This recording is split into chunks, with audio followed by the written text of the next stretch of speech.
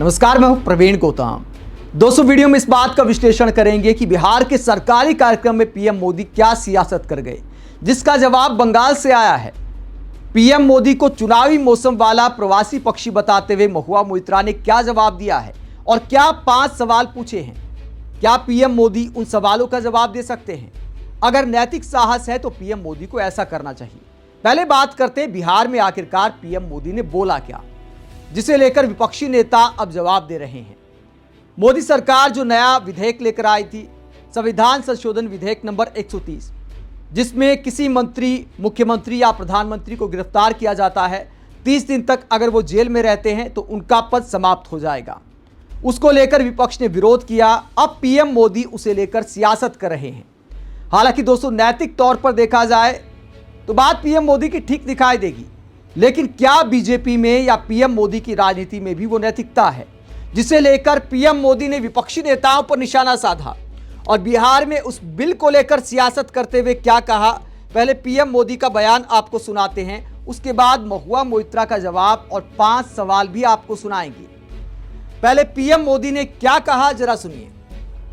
हमने कुछ समय पहले ही देखा है कि कैसे जेल से ही फाइलों पर साइन किए जा रहे थे, जेल से ही सरकारी आदेश निकाले जा रहे थे।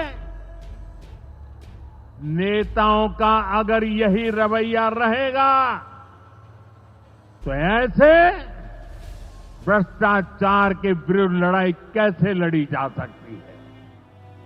साथियों, संविधान हर जनप्रतिनिधि से ईमानदारी और पारदर्शिता की उम्मीद करता है। हम संविधान की मर्यादा को तार तार होते नहीं देख सकते। इसलिए एनडीए सरकार भ्रष्टाचार के खिलाफ एक ऐसा कानून लाई है जिसके दायरे में देश का प्रधानमंत्री भी है। इस कानून में मुख्यमंत्री और मंत्रियों को भी शामिल किया गया है। जब ये कानून बन जाएगा तो प्रधानमंत्री हो या मुख्यमंत्री या फिर कोई भी मंत्री, उसे गिरफ्तारी के 30 दिन के अंदर जमानत लेनी होगी और अगर जमानत नहीं मिली तो 31वें दिन उसे कुर्सी छोड़नी पड़ेगी।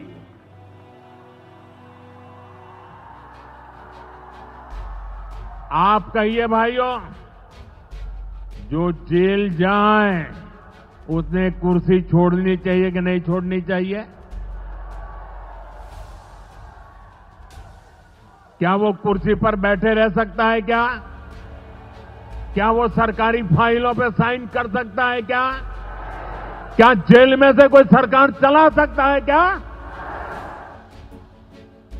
और इसलिए ऐसा सख्त कानून बनाने की तरफ हम आगे बढ़ रहे हैं। लेकिन साथियों, ये आरजेडी वाले, ये कांग्रेस वाले, ये लेफ्ट वाले इस कानून का विरोध कर रहे हैं। ये बहुत गुस्से में है और कौन नहीं जानता उनको किस बात का डर है। जिसने पाप किया होता है वो अपने पाप को दूसरों से छुपाता है, लेकिन खुद को भीतर से जानता है कि क्या खेल खेला है।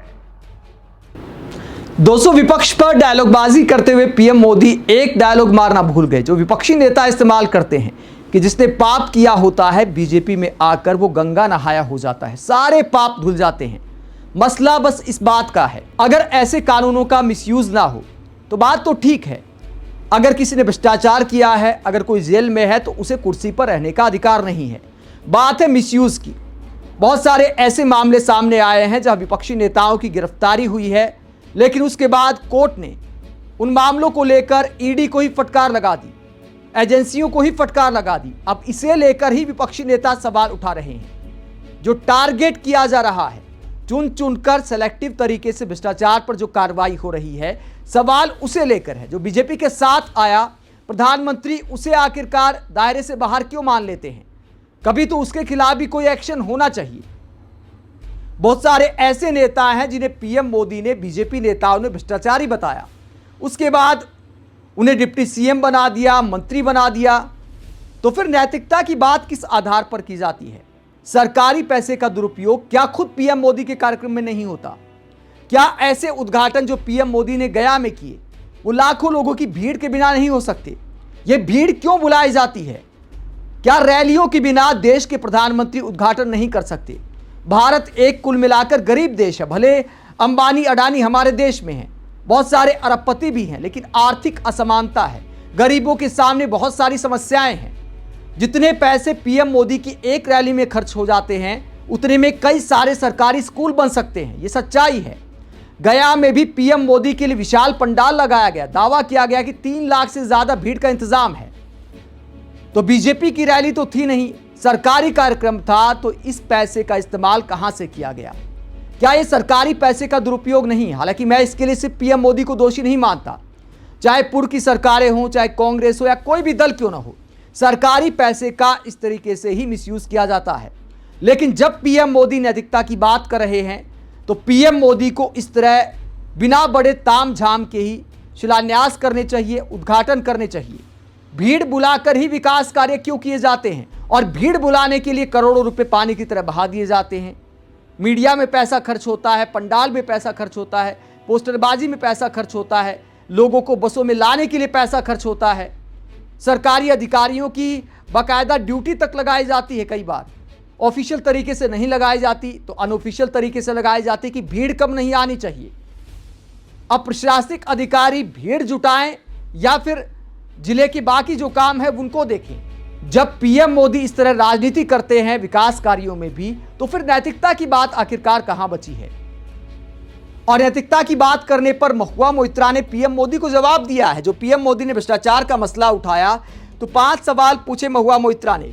बिहार में पीएम मोदी का भाषण सुनकर महुआ मोइत्रा ने क्या कहा, पीएम मोदी को जरा सुनिए।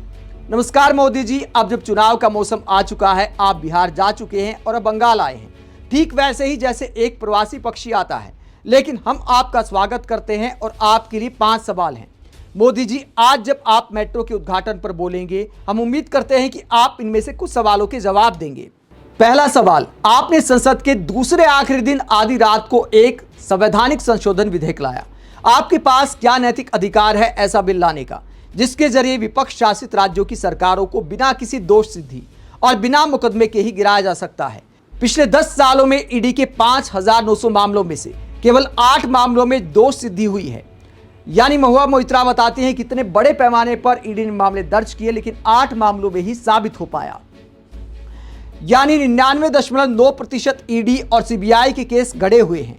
आप कहते हैं आप भ्रष्टाचार मुक्त भारत चाहते हैं, लेकिन पिछले कुछ सालों में अन्य पार्टियों से आपके साथ आए 25 नेताओं में से 23 को एजेंसियों से राहत मिल गई और उनका आपराधिक रिकॉर्ड साफ हो गया। आपकी वॉशिंग मशीन की वजह से आपके 240 सांसदों में से 94 पर आपराधिक मामले चल रहे हैं और आपकी कैबिनेट के 28 मंत्रियों पर भी केस हैं। तो आपका नैतिक अधिकार आखिरकार कहां है? दूसरा सवाल, अगर 2024 के लोकसभा चुनाव में बिहार की मतदाता सूची इतनी दोषपूर्ण और गड़बड़ियों से भरी थी, तो क्यों न लोकसभा भंग करके नए चुनाव कराए जाएं? तीसरा सवाल, क्या आप दिल्ली पुलिस के इस बयान का समर्थन करते हैं कि बांग्ला एक बांग्लादेशी भाषा है? क्या आपके पास आज बंगाल की धरती पर यह कहने का साहस है कि बांग्ला एक बांग्लादेशी भाषा है? क्या आपको शर्म नहीं आती जब आप राष्ट्रगान और राष्ट्रगीत गाते हैं, जो दोनों ही बांग्ला में हैं? आगे महुआ मोइत्रा चौथा सवाल करती हैं। आप कहते हैं कि विकसित भारत बिना विकसित बंगाल के संभव नहीं, तो फिर क्यों बीजेपी शासित राज्यों में बंगालियों को परेशान किया जाता है, प्रताड़ित किया जाता है, हिरासत में लिया जाता है और यहां तक कि डिपोर्ट किया जाता है? क्यों? पांचवा और आखिरी सवाल, क्या आपको पता है कि केंद्र सरकार की तरफ बंगाल का बकाया अब 1.83 लाख करोड़ रुपए तक पहुंच चुका है? मनरेगा, आवास योजना, ग्राम सड़क योजना को तो आपने पहले ही रोक दिया था। अब जल जीवन मिशन की फंडिंग भी रोक दी गई है।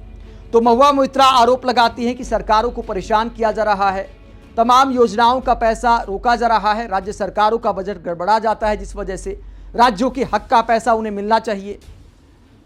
जो बंगाल के रहने वाले मजदूर हैं, जो महानगरों में काम करते हैं, उन्हें भाषा के आधार पर प्रताड़ित किया जाता है, ऐसा आरोप महुआ मोइत्रा लगा रही है कि पीएम मोदी को इस पर बोलना चाहिए, लोगों को समझाना चाहिए कि बांग्ला बोलने वाले सारे बांग्लादेशी नहीं होते, घुसपैठिए नहीं होते।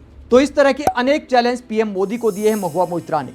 दोस्तों, पीएम मोदी ने जिस कानून की बात की, जिस बिल की बात की, वाकई महुआ मोइत्रा की इस बात में दम दिखाई देता है।